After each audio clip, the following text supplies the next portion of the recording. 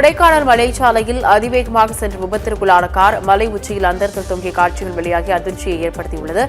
இது குறித்து கூடுதல் தகவலுடன் இணைகிறார் செய்தியாளர் செல்வராஜ். விவரங்களை பதிவு பண்ணலாம்.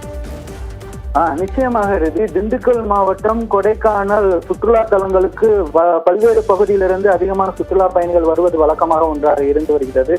இந்நிலையில் நாகர்கோயிலிருந்து கொடைக்கானலுக்கு சுற்றுலா வந்த வாகனம் குறிப்பாக பெருமாள் மலை பகுதியிலிருந்து வேகமாக வந்துள்ளது. அப்பொழுது எதிரே சென்ற, அதாவது வாகனத்துக்கு முன்பாக சென்ற வாகனத்தை முந்தி செல்வதற்காக வளைவுகளில் முந்தியுள்ளார் அந்த வாகன ஓட்டுநர். அப்பொழுது வாகனரின் கட்டுப்பாட்டை இழந்த வாகனமானது தடுப்பு சுவரை தாண்டி அது பகுதியில் அந்தரத்தில் தங்கியுள்ளது. அது பள்ளமானது சுமார் ஒரு 100 அடிக்கு மேல் உள்ள பள்ளமாக காணப்படுகிறது.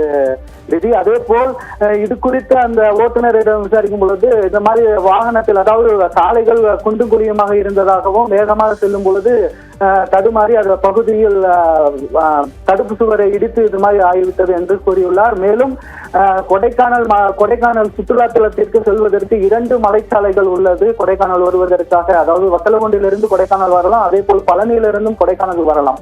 இந்த 2 மலைச்சாலைகளிலும் தடுப்பு சுவர் சற்று குறைந்தே காணப்படுகிறது. அதாவது கடந்த வருடங்கள் தடுப்பு சுவர், அதாவது நவீன முறையில் உருளை தடுப்பான் என்ற நவீன முறை தடுப்பான் வந்தது.